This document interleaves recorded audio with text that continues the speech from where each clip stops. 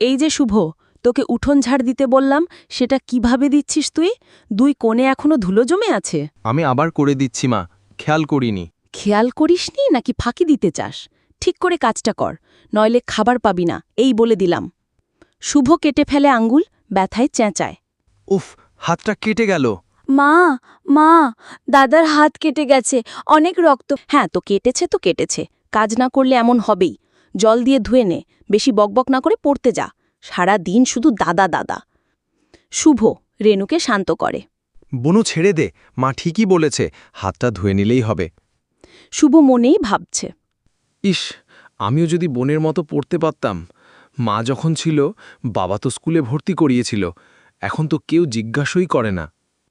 রাগিনী রেনুর পাতে বড় মাছ তুলে দিয়ে, মা, তুমি তো রোজই বড় মাছটা হয় আমাকে দাও, নইলে বাবাকে, দাদাকে তো কখনো মাছই দাও না।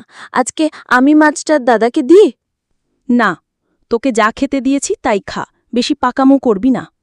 শুভ খেতে বসে দেখে খাবার অল্প। শুভ চুপচাপ মন খারাপ করে আজকেও তেমন খাবার নেই রোজকার মতো। ঘরে গিয়ে বাক্স খুলে জগন্নাথের মূর্তিকে প্রণাম করে। তুমি রাগ করো না, তোমাকে লুকিয়ে রাখি বলে খারাপ লাগে, কিন্তু কি করব, নতুন মা তোমাকে দেখলে রাখতেই দেবে না। শুভ খাবার সরাচ্ছে গোপনে। রাগিনী চিৎকার করে রান্নাঘরের দরজায়, এই তুই এখন রান্নাঘরে কি করছিস? হাতে কি তোর? শুভ চুমকে গিয়ে, না মা, কিছু না। রাগিনী শক্ত হাতে শুভর হাত থেকে খাবার ফেলে দেয়। তুই প্রতিদিন চুরি করিস, আজ হাতে নাতে ধরা পড়লি, আজ থেকে তোর খাওয়া বন্ধ। রাত্রে রেনু দরজায় টোকা দেয়। শুভ ঘুম ভেঙে, কে? বনু তুই? চুপ কর, আস্তে কথা বল, মা উঠে পড়বে। জানি এগুলো দিয়ে শক্ত রথ হবে না। রাগিনী রথ দেখে রেগে যায়। কে কেটে এগুলো বানিয়েছে? সাহস হয়েছে? আমি বানিয়েছি মা, এগুলো পড়েছিল তাই ভাবলাম রথ বানাই।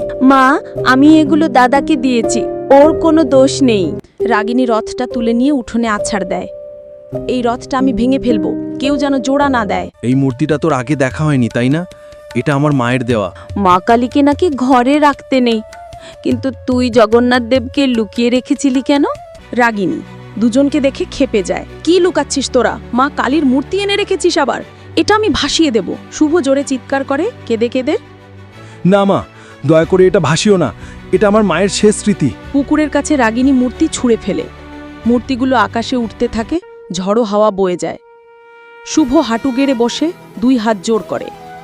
মা, মায়ের স্মৃতি আজ ভেসে যাবে। আকাশে দেখা যায় জগন্নাথ ও মা কালী। জগন্নাথ রুদ্ররূপে। তোর মতো পাপীর কোনো ক্ষমা নেই। ভক্তের কান্না যখন সীমা ছড়ায়, তখন পাপের বিচার হয়। রাগিনী কাঁপতে কাঁপতে বসে পড়ে। ক্ষমা করো মা, ক্ষমা করো আমায়, আমি বুঝতে পারিনি, আমি ভুল করেছি।